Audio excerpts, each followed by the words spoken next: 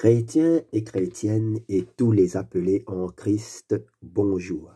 Nous continuons cette suite de vidéos à propos de la mort et de la résurrection de notre Seigneur Yehoshua Hamashiach Jésus-Christ.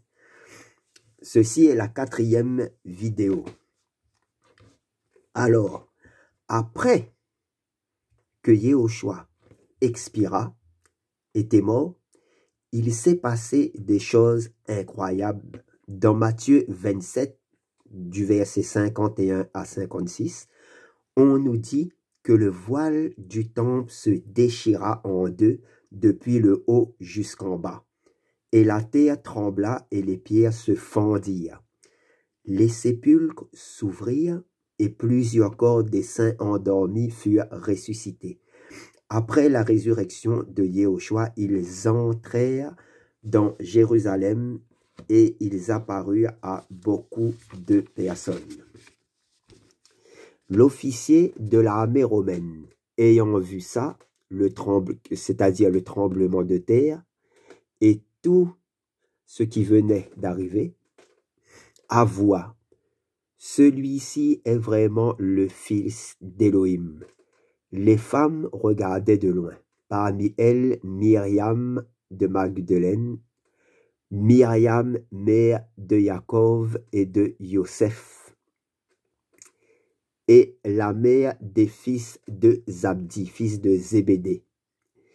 Et toutes les foules assemblées, voyant ce qui était arrivé, s'en retournaient en se frappant la poitrine. Dans les versets de Matthieu 27, de 51 à 56, nous avons plusieurs points importants à expliquer. Petit 1, le voile du temple se déchira en deux, du haut jusqu'en bas. Pourquoi? En 2, le tremblement de terre et l'ouverture des sépulcres, suivi de la résurrection de plusieurs morts de l'ancienne alliance, après la résurrection de Christ. Pourquoi? L'officier romain confirmant que Yehoshua est bien le fils d'Élohim.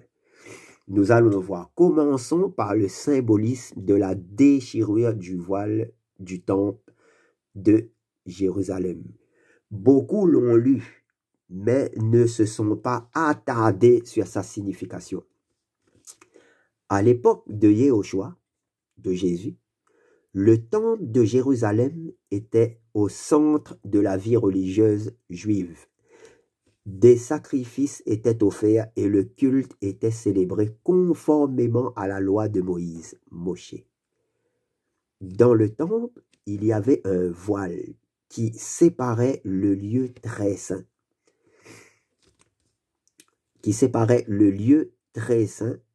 Et le Saint des Saints, où il y avait la présence d'Élohim et du lieu saint où les prêtres officiaient. Seul le souverain sacrificateur, entrant dans le Saint des Saints une fois par an à la fête du Yom Kippour, pour faire l'expiation des péchés du peuple d'Israël,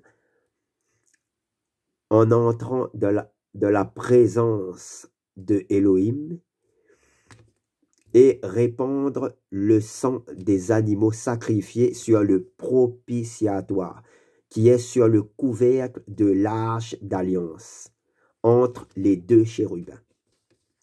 Exode 30, verset 10. Hébreux 9, verset 7. C'est expliqué. On dit même qu'on attachait le pied du sacrificateur, au pied du sacrificateur une corde, au cas où il mourrait, s'il avait fauté. C'était extrêmement sérieux que d'aller dans le Saint des Saints pour un souverain sacrificateur. Ce voile était très épais. Il y était dessiné des chérubins sur le voile.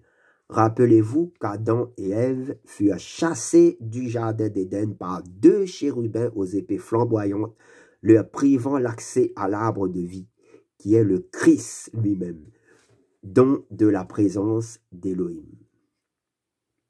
Vous comprenez, ce voile représente ce qui nous empêche d'avoir accès à la présence de Elohim. C'est le péché, la chair.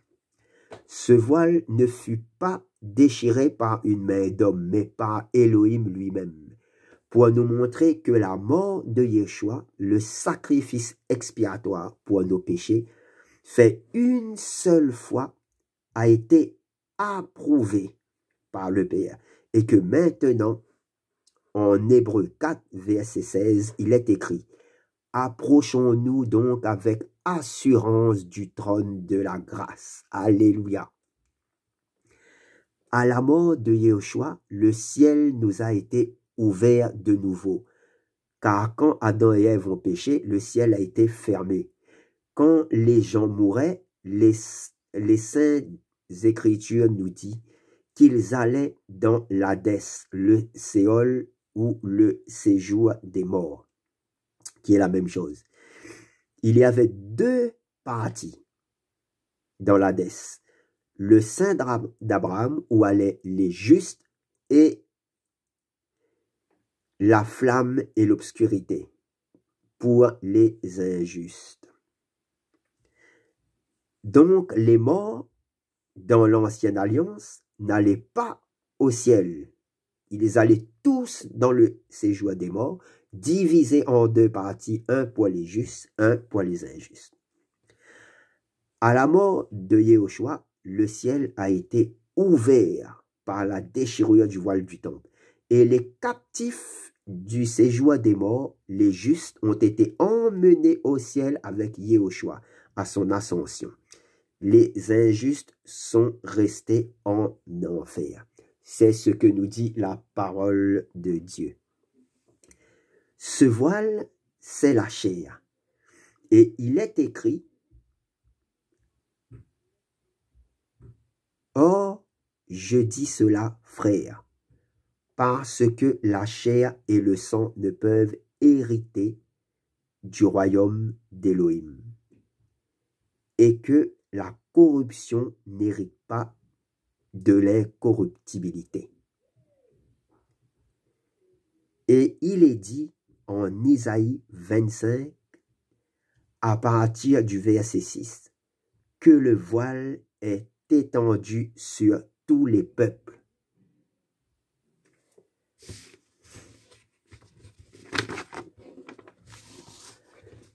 Cette chair, ce voile, est une barrière terrible, nous privant de voir la gloire d'Élohim dans sa présence. Qu'est-ce que la chair? Voilà ce que c'est. La chair est faible avec ses émotions, ses sentiments, ses désirs. Elle est orgueilleuse, raciste, menteur, calomniateur, accusateur. En Galates 5, verset 19, il est écrit: mais les œuvres de la chair sont évidentes. Ce sont l'adultère, la relation sexuelle illicite, l'impureté,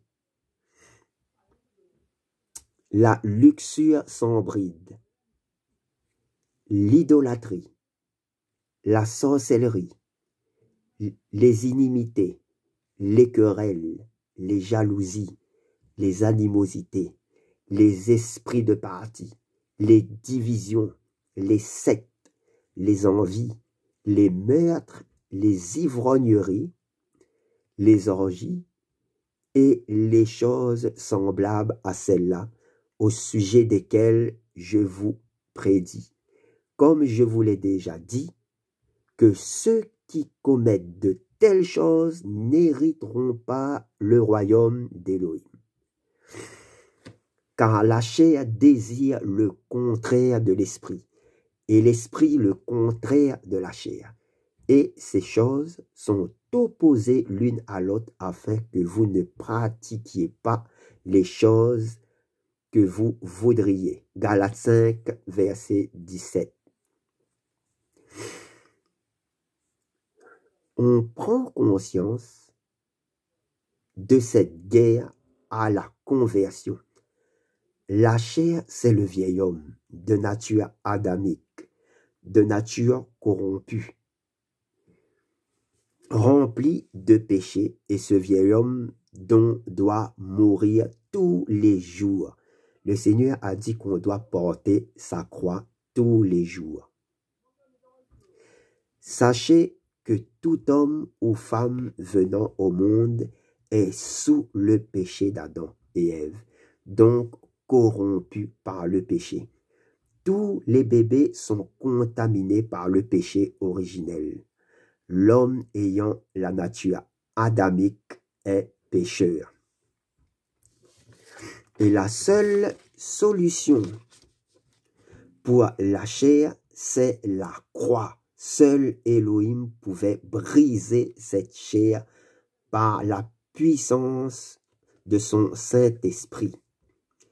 Et pour que la chair ne domine pas sur nous, il faut marcher selon l'Esprit.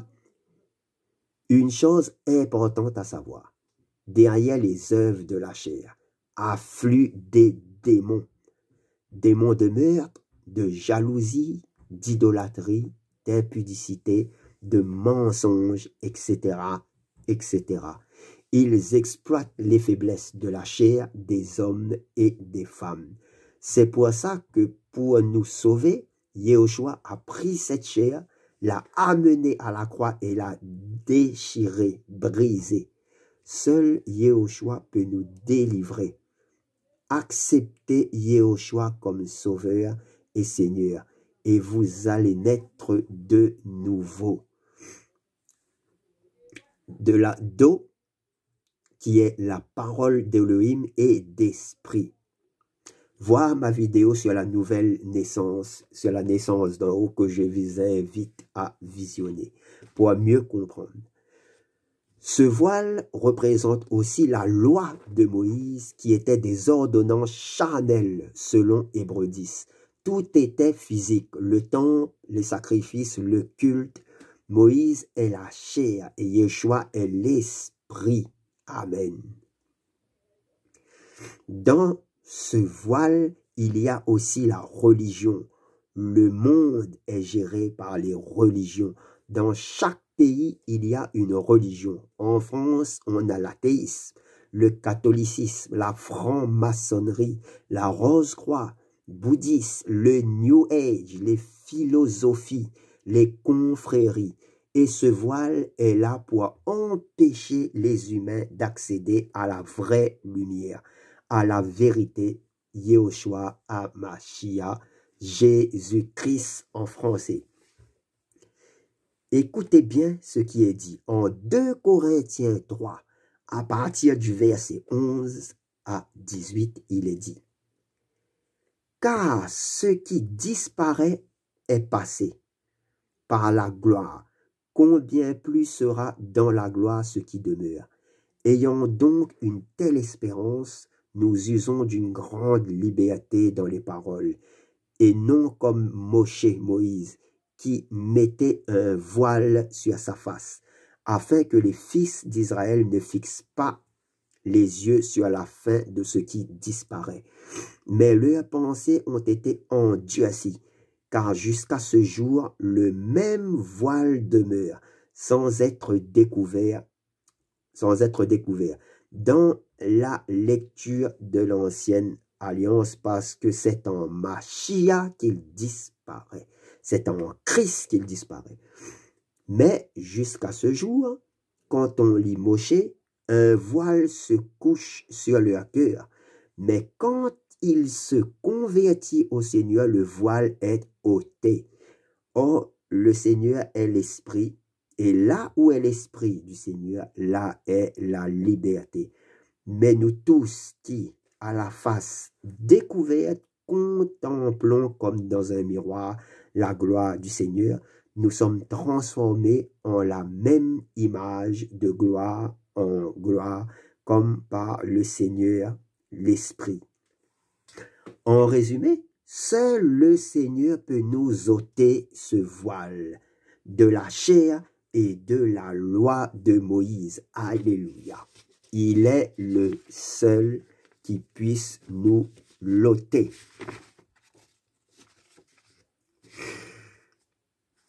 Maintenant, il est dit en Jean 4, verset 23, « Mais l'heure vient, et elle est déjà venue, où les véritables adorateurs adoreront le Père en esprit et en vérité, car ce sont là les adorateurs que le Père demande. La loi de Moïse est accomplie. Le culte mosaïque au temple est fini. Les idoles, c'est fini. Les croix en bois, c'est fini. Car Yahushua nous a fait entrer dans la nouvelle alliance par le sang de Christ qui nous a lavés de tout péché. La puissance de résurrection, la vie. On est passé de la mort à la vie. Et on adore maintenant le Père en esprit et en vérité.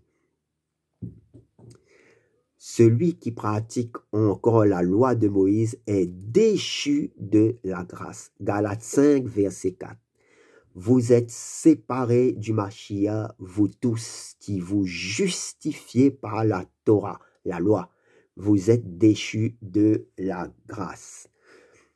Le Seigneur a dit, « Mes brebis entendent ma voix, je les connais, elles me suivent. » Jean 10, verset 27. Et en 2 Corinthiens 4, verset 3, il est aussi écrit, « Si notre évangile était encore voilé, il est voilé pour ceux qui périssent, pour les incrédules dont le Dieu de ce siècle, Satan, a aveuglé l'intelligence afin qu'ils ne vissent pas briller la splendeur de l'évangile de la gloire de Christ. Amen. » Voilà à propos de la signification de la déchirure du voile du temple. Quelque chose, c'est un fait qui est très peu développé dans les assemblées, dans les églises.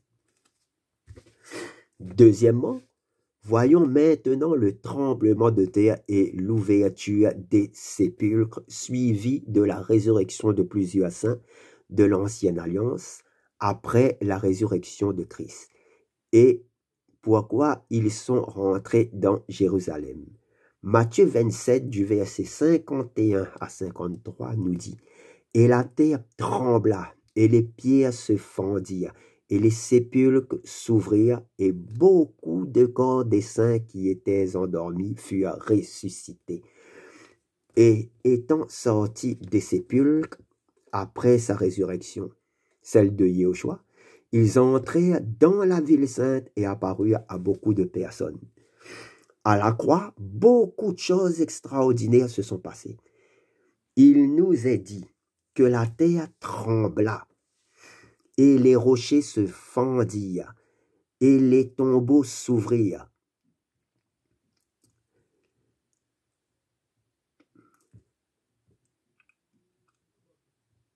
Et les tombeaux s'ouvrirent. Voilà.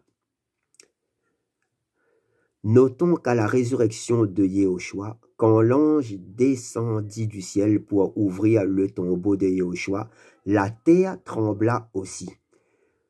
Voyons ici un grand signe, c'est la main de Elohim.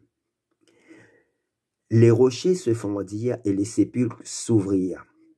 Ici, c'est symbolique, car ça nous montre que la mort de Yeshua a déclenché l'ouverture des tombeaux, symbolique de la victoire de Yahushua sur la mort. Dorénavant, le disciple de Christ n'est plus prisonnier de la mort. Notre tombeau est ouvert, alléluia. Il est dit qu'après que les saints furent ressuscités et sortirent des tombeaux, après la résurrection de Yahushua et entrèrent dans la Jérusalem, Christ fut ressuscité et les saints après. Ça nous rappelle l'ordre de la résurrection de 1 Corinthiens 15, verset 23, où Christ est ressuscité en premier, comme prémisse, et ceux qui lui appartiennent après l'Église, les martyrs de la grande tribulation. Ici, c'est l'ordre qui nous intéresse. Mais Ici, ces saints de l'Ancienne Alliance ont été ressuscités à la vie physique, pas encore dans les corps de gloire, car on revêtira les corps de gloire qu'à l'enlèvement de l'Église. Dans 1 Corinthiens 15, versets 52 à 57, versets 52 à 57. Et il est aussi dit en Hébreux 11, verset 40, que les saints de l'Ancienne Alliance ne seront pas rendus parfaits sans les saints de la Nouvelle Alliance. Donc ces morts ont été ressuscités à la vie physique, pas encore glorifiés. Et après leur entrée dans Jérusalem, on ne parle plus d'eux. Le plus logique, et ça c'est à mon avis, c'est qu'ils ont fini leur vie et sont morts de nouveau. Ça, c'est mon avis. Pourquoi sont-ils entrés dans Jérusalem? Pour témoigner de la résurrection de Yehoshua HaMashiach, pour témoigner et pour aussi fortifier la foi des croyants quand ils les voient et entendent ce qu'ils disent. C'est terrible. Imaginez quelqu'un de votre famille qui est décédé depuis un bon moment, qui réapparaît devant vous et qui vous annonce que le Seigneur est ressuscité. Imaginez. Troisièmement, l'officier de l'armée romaine et ceux qui étaient avec lui pour garder Yehoshua, ayant vu tout ça, disent: celui-ci était vraiment le fils d'Élohim. En Matthieu 27, verset 54, c'est prophétique, car ici, ce sont les païens et non les juifs qui affirment que Yehoshua est le fils d'Élohim. Nous, les nations, les païens d'aujourd'hui, quand nous nous convertissons, nous affirmons que Yehoshua est le fils d'Élohim.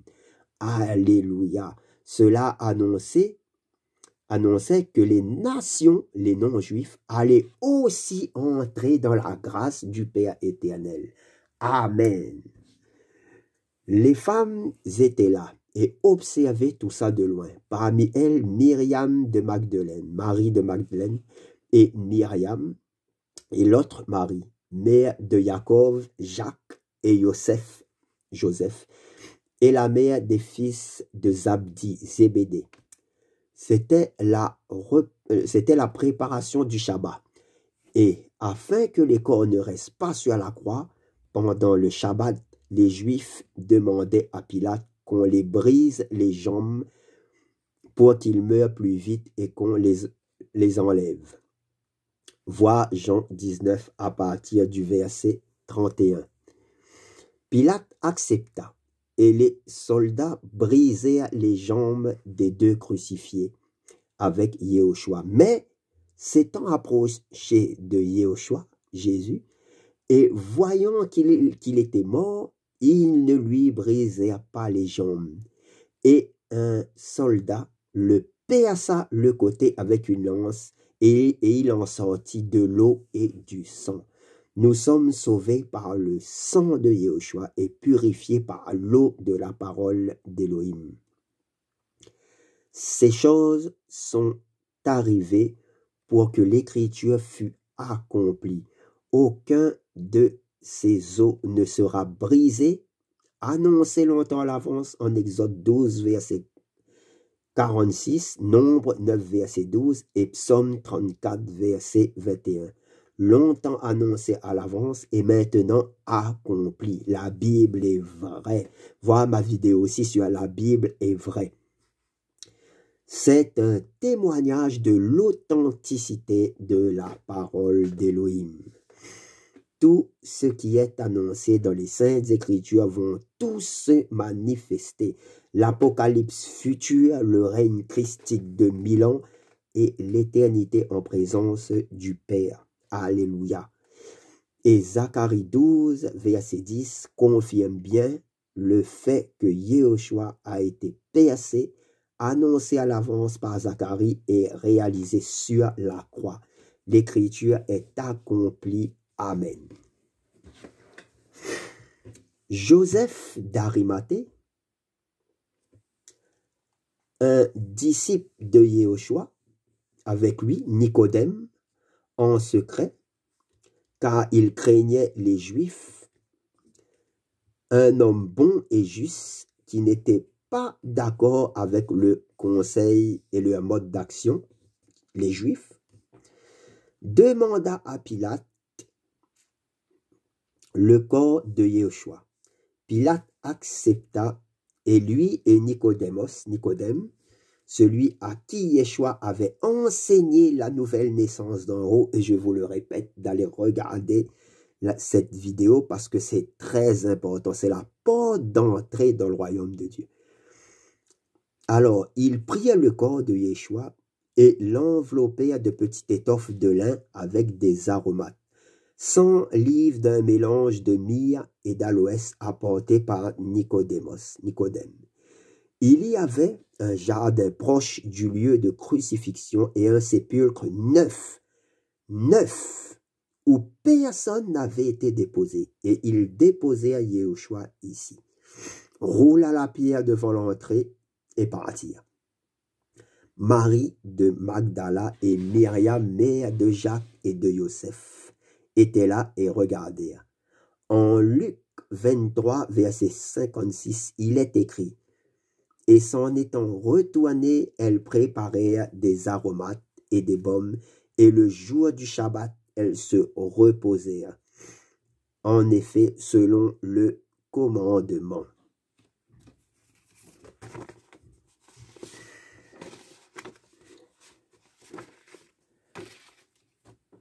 Alors, ici, nous allons voir une parenthèse très importante, très importante. Parlons en détail de l'enfer et du lac de feu. Yéhoshua vient de mourir. Le tombeau est fermé. Il descend dans le séjour des morts, comme il est écrit dans les Saintes Écritures, 3 jours et 3 nuits. L'enfer et le lac de feu, un sujet qui est fui, on va dire, notre époque, dans les assemblées d'aujourd'hui, qui est fui. On parle presque plus de l'enfer dans nos assemblées. Moi, je vous prêche l'enfer. Celui qui prêche le paradis prêche aussi l'enfer, pour que l'enseignement soit complet. 2 choses différentes. L'enfer et le lac de feu sont pas la même chose. La réalité de l'enfer, du séjour des morts, est de moins en moins prêchée, je le répète, dans les assemblées de nos jours, et même pas du tout dans certaines. Le diable œuvre dans l'ombre à ce sujet, essayant de nous faire croire que le jugement éternel n'existe pas, ou bien qu'on ira tous au paradis, etc., etc. On nous prêche un Dieu d'amour qui pardonne tout, même si l'on vit dans le péché. Mais le véritable Elohim est amour et justice. Son amour est indissociable de sa justice, car il juge le péché. La présence de l'enfer et du lac de feu prouve qu'il est l'Elohim de la justice. Le Seigneur est amour, car en 2 Pierre 3, verset 9, il est dit: le Seigneur ne tarde pas en ce qui concerne la promesse, comme quelques-uns estiment qu'il y a de la lenteur. Mais il est patient envers nous, ne voulant qu'aucun ne périsse, mais que tous parviennent à la repentance. Alléluia. Il est bon, mais il est juste. Et c'est cette partie qui déplaît. Celui qui meurt dans le péché et qui n'est pas passé par la croix et la nouvelle naissance ira en enfer. De même que ceux qui étaient sauvés, mais qui sont retournés dans leurs anciens péchés. En 2 Pierre 2, verset 21, il est écrit: car si après avoir échappé aux souillures du monde, par la connaissance précise et correcte du Seigneur et Sauveur Yahushua Mashiach, ils s'y prêtent de nouveau et sont vaincus par elle, le péché, leur dernière condition est pire que la première, car mieux valait pour eux n'avoir pas connu la voie de justice que de l'avoir connue et de se détourner du saint commandement qui leur avait été donné. Mais ce qu'on dit par un proverbe véritable leur est arrivé. Proverbe 26, verset 11, qui dit: le chien est retourné à son vomi et la truie lavée s'est vautrée dans le bourbier, la boue. En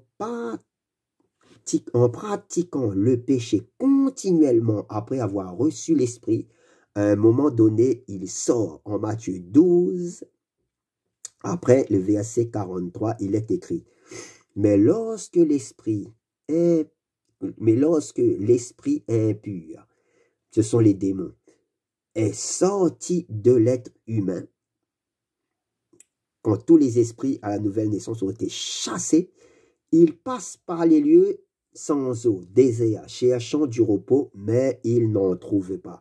Alors il dit: je retournerai dans ma maison, dans la personne où il a été chassé, d'où je suis sorti. Et quand il arrive, il trouve la maison vide, balayée et ornée, toute propre. Alors il s'en va et prend avec lui, écoutez bien, 7 esprits plus méchants que lui-même, et y entre et s'y établissent.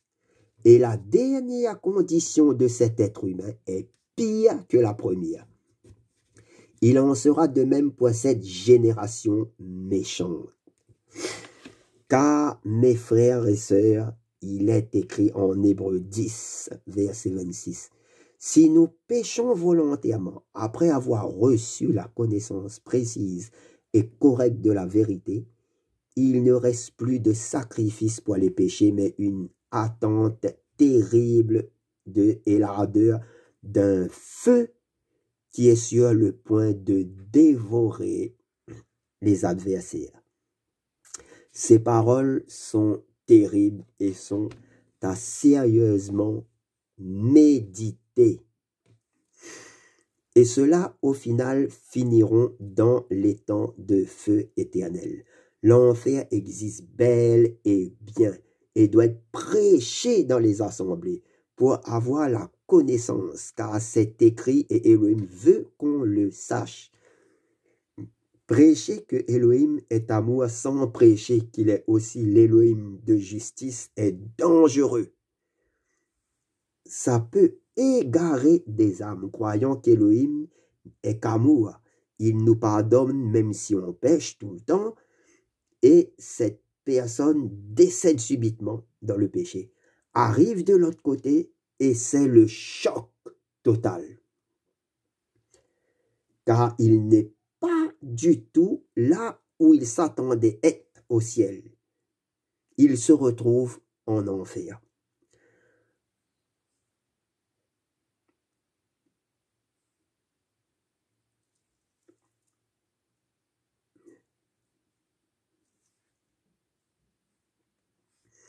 Et oui,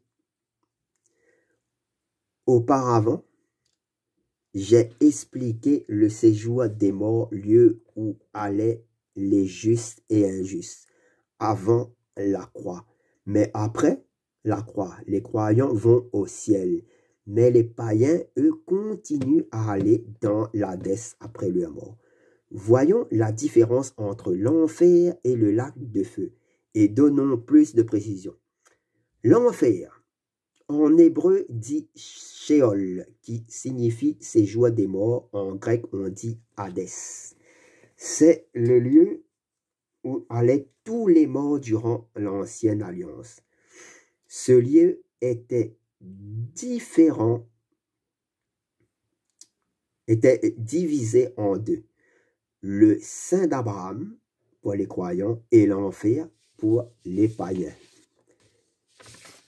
que je vous avais déjà dit.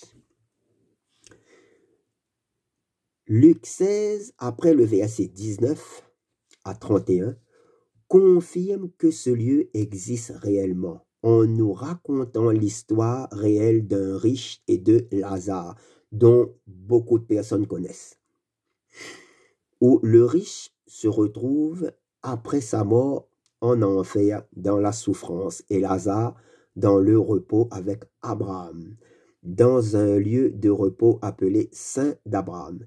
Ça nous dit que c'est un lieu de souffrance et de tourment pour les impies, que même une goutte d'eau est refusée. Les joies de la création divine n'existent pas dans ce lieu, en enfer. Pas de nourriture, pas d'eau, pas de fleurs, c'est terrible. Après la croix, quand un chrétien meurt, il va au ciel, car en Matthieu 16, verset 18, il est écrit « Et moi, je te dis que tu es Pétros, Pierre, et que sur ce rocher, je bâtirai mon assemblée, et les portes de l'Hadès ne prévaudront pas contre elle. » La mort n'a plus de pouvoir sur le chrétien, sur l'Église de Christ. Amen. Hadès est le dieu du monde souterrain. C'est un démon. Beaucoup croient que c'est un lieu. Oui, c'est un lieu, mais Hadès est le dieu du monde souterrain. C'est un puissant démon. Quand le jugement du grand trône blanc en Apocalypse 20, après le verset 13, il est dit « Et la mer donna les morts qui étaient en elle, et la mort et l'Hadès donnèrent les morts qui étaient en eux. Et ils furent jugés chacun selon leurs œuvres. » Ici, on voit que la mort et le séjour des morts, l'Hadès, sont deux démons qui retiennent les âmes captifs. Et ils vont les rendre au jugement du grand trône blanc. Au verset 14, il est écrit que ces deux démons seront jetés aussi dans les temps de feu. 1 Corinthiens 4, verset 14, nous dit que le dernier ennemi qui sera vaincu, c'est la mort. Et cela nous montre bien que le séjour des morts est temporaire. Dès la chute de Satan, l'enfer a été ouvert. Dès que Satan a été chassé du ciel, un des démons qui l'a suivi est devenu l'Hadès, dieu du monde souterrain. Car en Ésaïe 14, il est dit que Satan fut chassé jusque dans les profondeurs de la terre, ainsi que d'autres démons.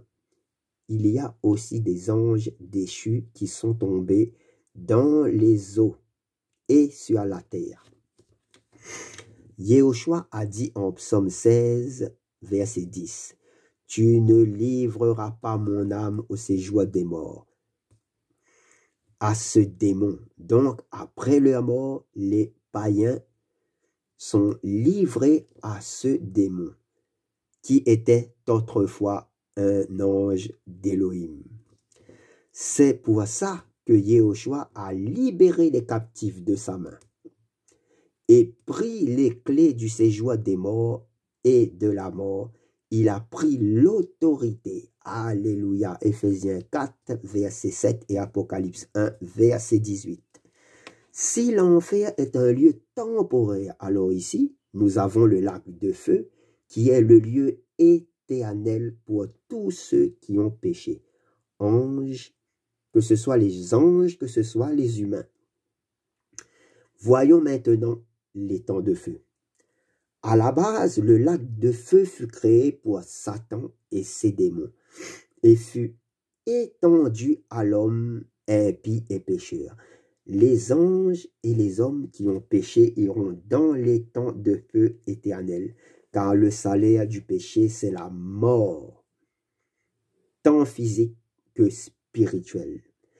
Les temps de feu, c'est la seconde mort. C'est la mort spirituelle, dont la séparation éternelle d'avec Elohim. La première mort étant la mort physique. Il est cité plus de 12 fois dans le Nouveau Testament, appelé aussi Géhenne. Le mot Géhenne vient de Géhéna en grec, qui vient de l'hébreu Gein Inon, vallée de Inon, vallée des fils de Inon.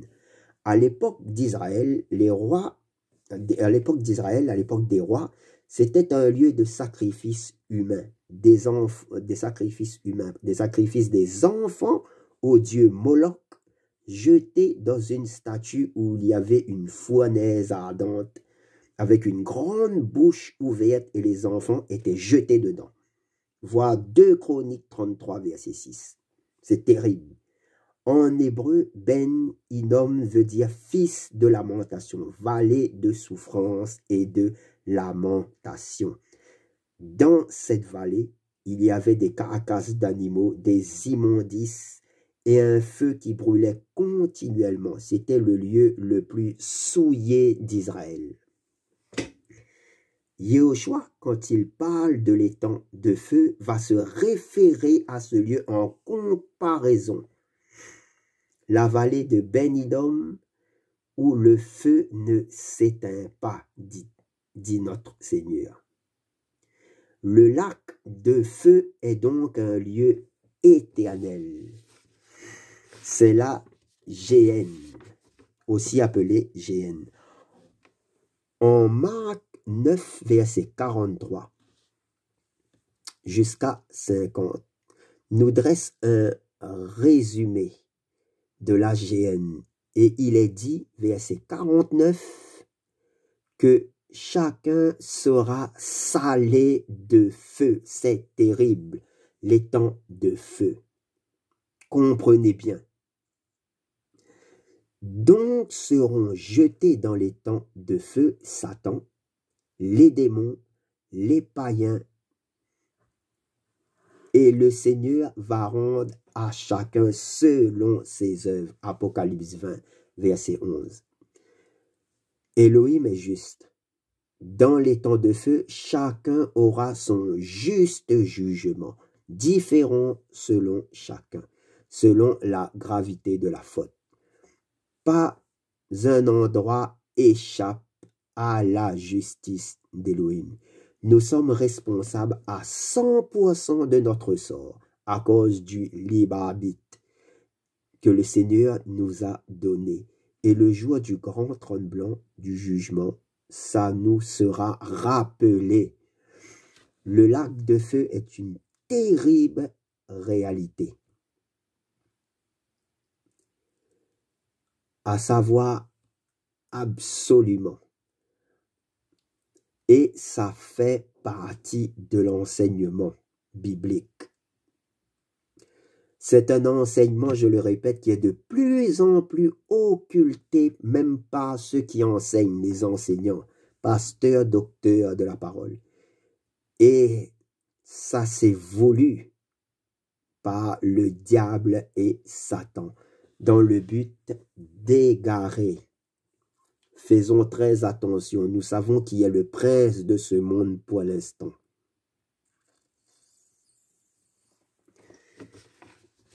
Voilà pour cette précision importante.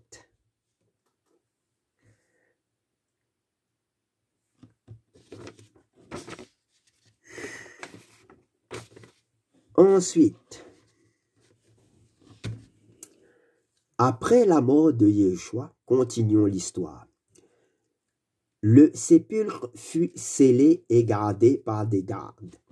En Matthieu 27, à partir du verset 62 à 66, il est dit que le lendemain, qui est après la préparation du Shabbat, les principaux prêtres et les pharisiens allèrent ensemble auprès de Pilate et dirent: Seigneur, nous nous sommes souvenus que ce trompeur disait quand il était encore en vie, après 3 jours, je suis réveillé.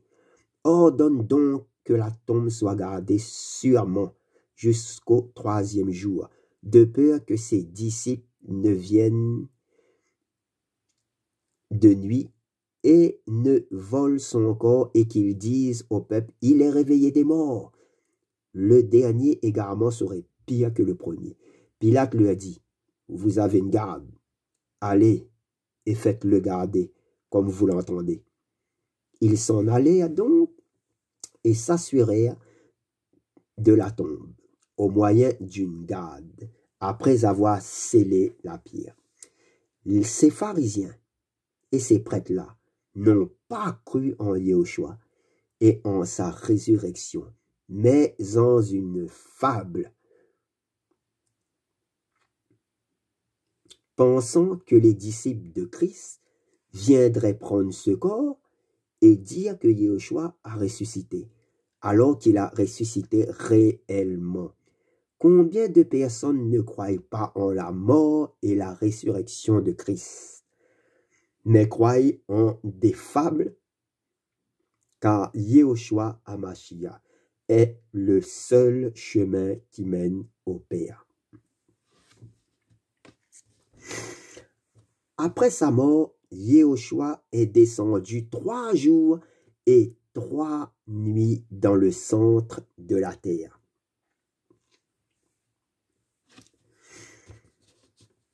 Continuons la suite des événements à propos de la mort de Yeshua.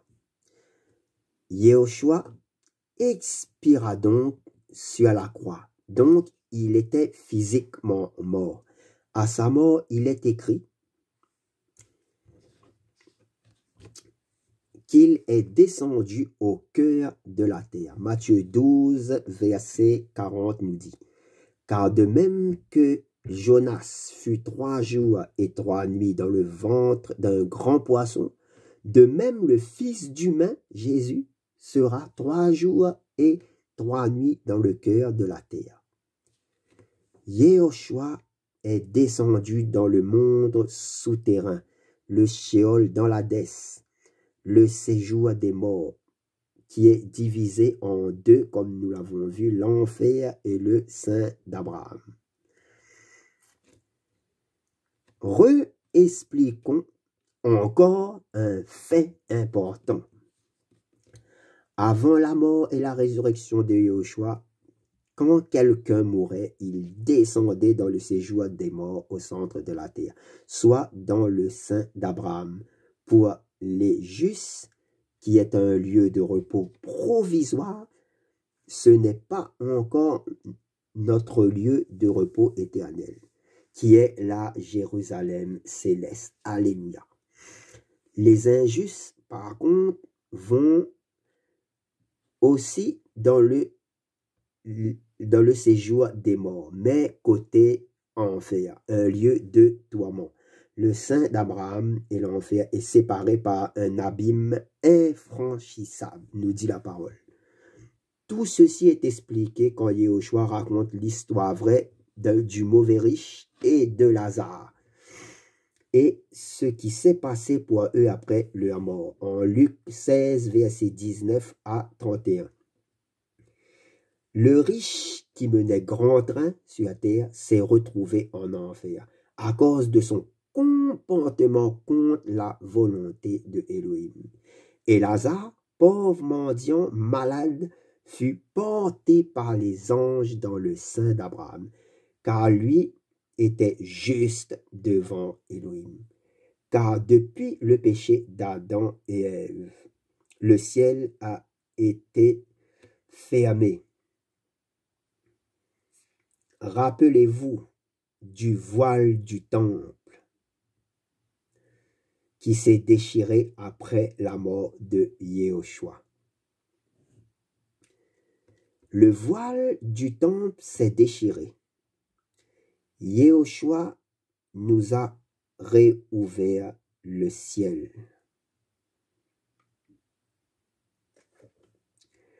On a vu ça auparavant avec le voile du temple déchiré. Maintenant qu'un disciple de Christ meurt, comme je le répète, il va au ciel en présence du Père. Et plus dans le séjour des morts, en attente de la résurrection des corps glorieux dans 2 Corinthiens 12, versets 2 et 4. Par contre,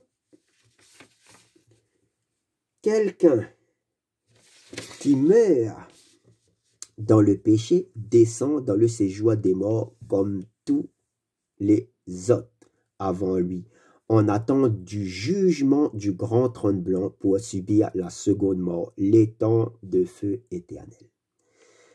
Yahushua, dans le séjour des morts, a libéré les captifs, ceux qui lui appartiennent, et les a amenés ensuite à son ascension dans le ciel.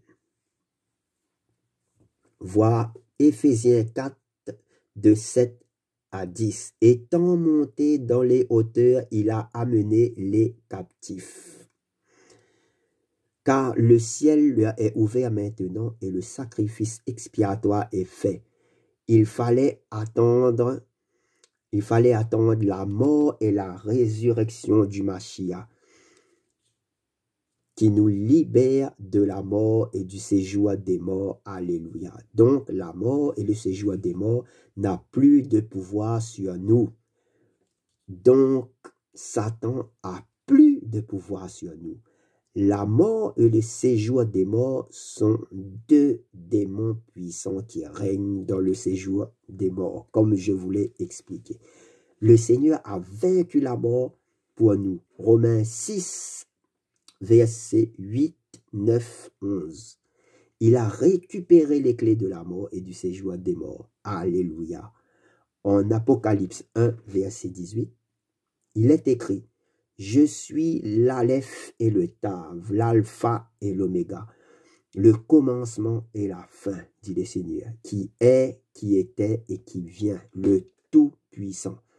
Et en Apocalypse 11, 18, j'étais mort et voici je suis vivant pour les âges des âges. Amen. Et j'ai les clés de l'Hadès et de la mort. Amen. Le sang de Yeshua nous a libérés de la mort. Christ est descendu dans notre centre, notre cœur, et a vaincu l'aiguillon de la mort. Le péché, il nous a fait passer de la mort à la vie. Il nous a restaurés. La nouvelle naissance commence au cœur. L'esprit de vie s'y installe. La croix guérit le cœur. Amen. Voilà ce qui s'est passé pendant les 3 jours et 3 nuits sous terre. Yahushua a vaincu la mort et le séjour des morts. Il a récupéré, même arraché, dépouillé les autorités, les esprits de démons. Il a récupéré les clés, l'autorité totale, pour que la mort et le séjour des morts n'aient plus de pouvoir sur nous. C'est important de le savoir. Si nous marchons dans les voies du Seigneur, Yahushua a proclamé sa victoire. Il a aussi libéré les captifs, les justes qui l'attendaient de cette prison.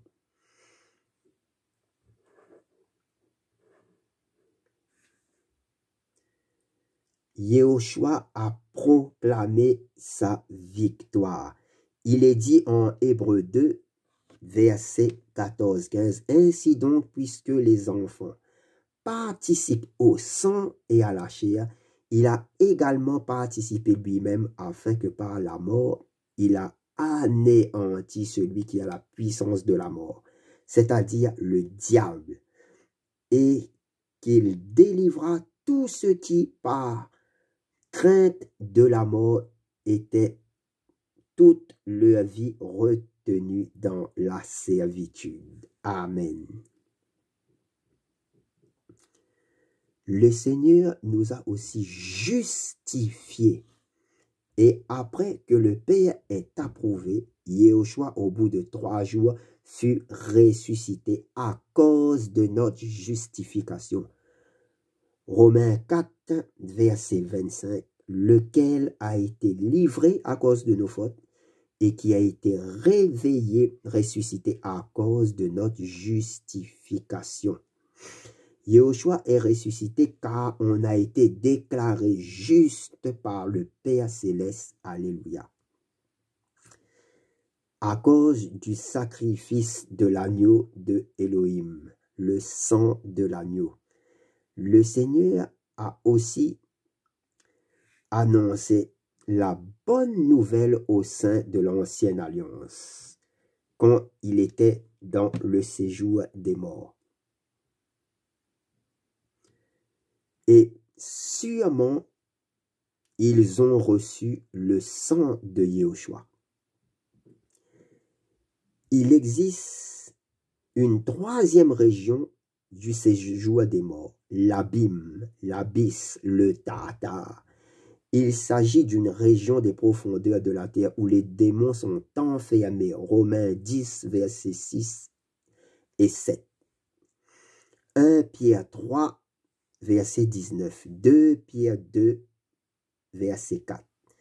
Luc 8, verset 31. Jude 6, verset 7 et Apocalypse 9 nous montrent qu'il s'agit d'un lieu où les démons qui n'ont pas gardé leur dignité, mais qui ont abandonné leur propre demeure, en se livrant à des vices contre nature, sont tous enfermés. Et cet abîme sera ouvert pendant la grande tribulation qui vient sur toute la terre. La colère d'Élohim, c'est terrible ce qui va arriver.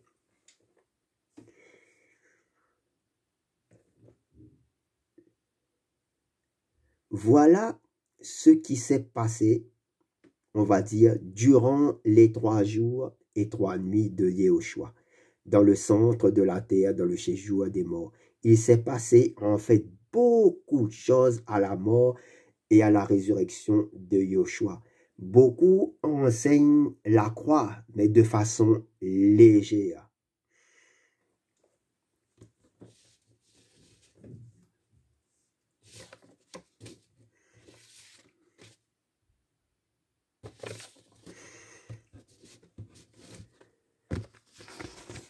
Donc, nous en arrivons à la résurrection de Yehoshua. Alléluia, la résurrection. Voyons en détail ce qui s'est passé. Alors, d'abord, voyons la résurrection en elle-même. Et ensuite, on verra l'histoire biblique de ce qui s'est passé quand Yehoshua a ressuscité avec Marie, Myriam, allant au tombeau. Et la suite.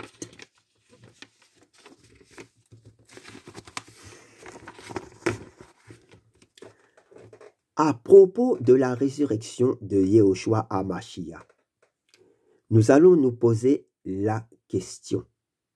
Pourquoi Yehoshua est ressuscité? Premièrement, Yehoshua ressuscité est la preuve indiscutable et totale que nous, après lui, allons aussi ressusciter. Il nous a montré que c'est véridique, réel à 100%, la résurrection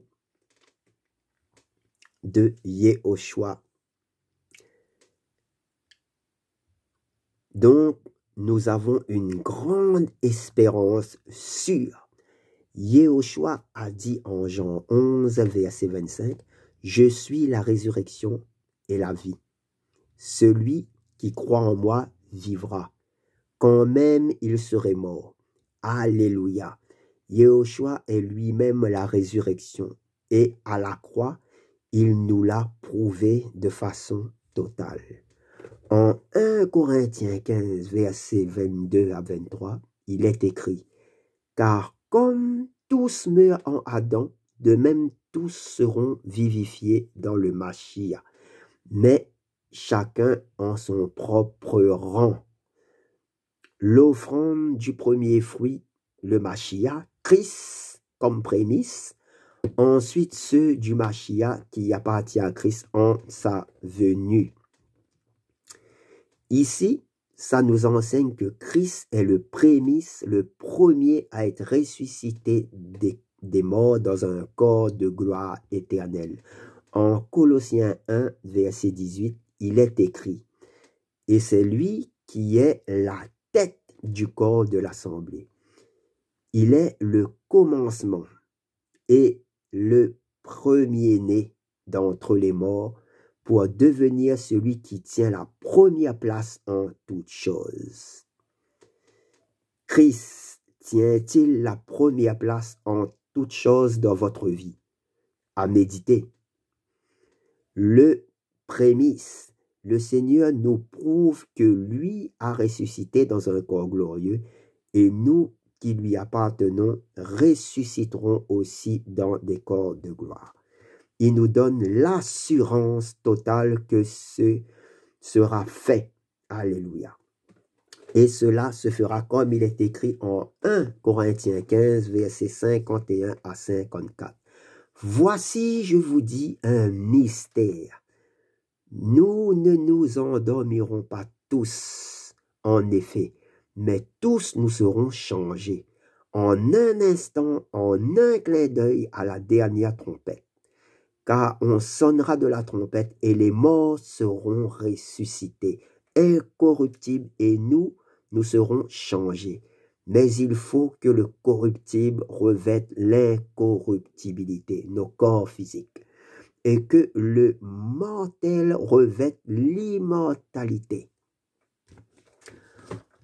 Or, lorsque le corruptible aura revêtu l'incorruptibilité, et que le mortel aura revêtu l'immortalité, alors adviendra la parole qui est écrite. La mort a été engloutie dans la victoire. Mort, où est ton aiguillon? Son aiguillon étant le péché.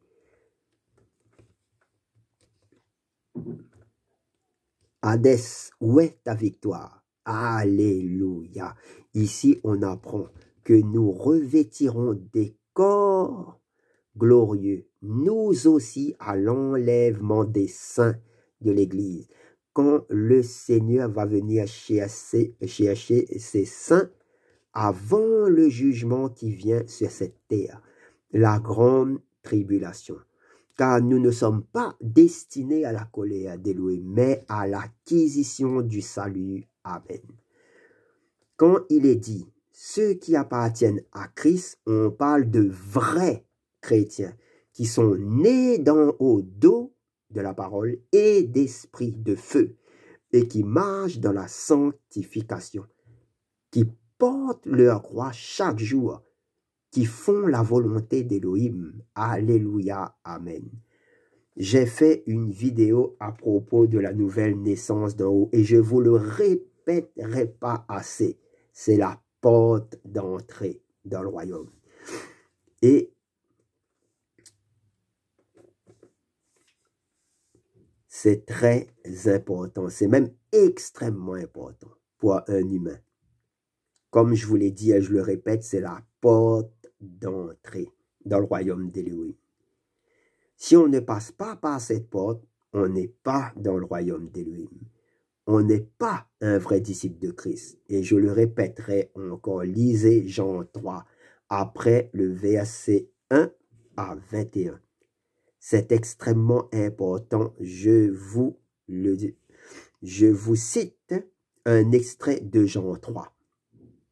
Au verset 3, il est dit, Yehoshua répondit et lui dit à Nicodème, Amen, amen, je te le dis, à moins que quelqu'un ne soit engendré d'en haut, né d'en haut d'esprit et d'eau, il ne peut voir le royaume d'Élohim. C'est clair. Combien de personnes se disent chrétiens alors qu'ils ne sont pas nés d'en haut? C'est extrêmement important. Lisez Jean 3, versets 1 à 21. Car à la nouvelle naissance, l'Esprit Saint entre en nous, l'Esprit de vie et l'Esprit de vérité. Nous sommes lavés du péché par le sang de Yahushua qui est la puissance de résurrection. Et nous devenons une nouvelle créature. Nous ne nous appartenons plus à nous, mais tout ce que nous avons est à Christ. Et nous faisons la volonté du Père. Amen. Ceux qui se disent de Christ, ce sont ceux qui font la volonté du Père. Deuxièmement, pourquoi Yahushua est ressuscité? À cause de notre justification. Romains 4, verset 25, lequel a été livré à cause de nos fautes et qui a été ressuscité à cause de notre justification. À cause de notre justification et non pour notre justification. Il y a une nuance.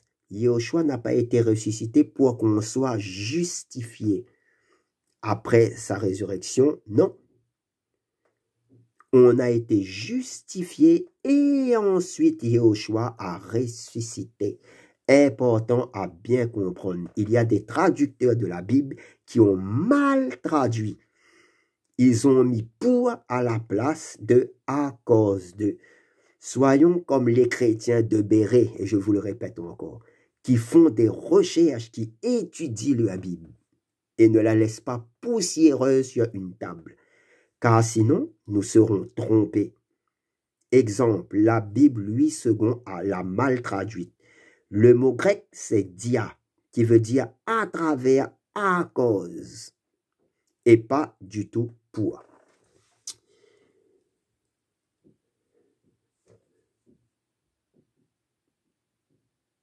Nous ne sommes pas déclarés justes parce que le Seigneur est ressuscité, mais parce qu'il a versé son sang à la croix pour nous. Le sacrifice expiatoire de notre pardon et de notre rédemption.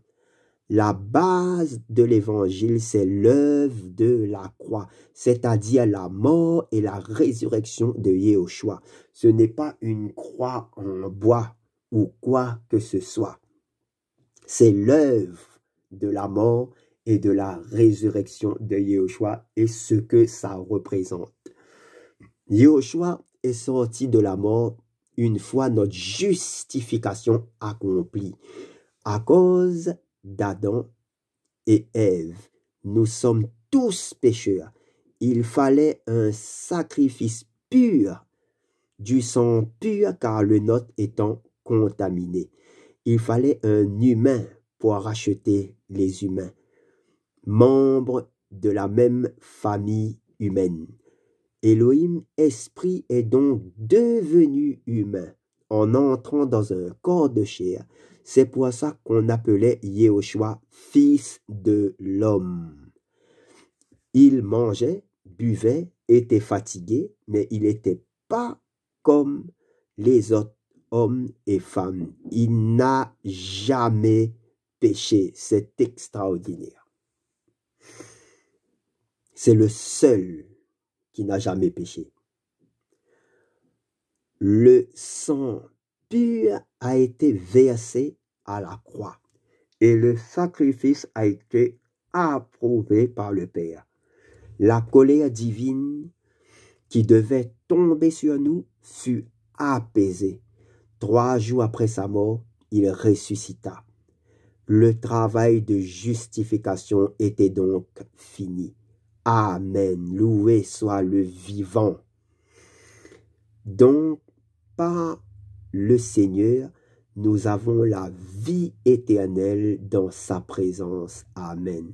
Car sans la mort et la résurrection du Mashiach, notre foi est vaine et personne ne serait sauvé. 1 Corinthiens 15, verset 14. Nous nous en arrêterons ici pour cette vidéo et il en reste une dernière. Chers frères et sœurs, que le Seigneur vous bénisse tous abondamment. Partagez ces vidéos sur l'œuvre de la croix car c'est très important que les gens ont la connaissance précise et correcte de notre Seigneur et Sauveur. Alléluia. Amen.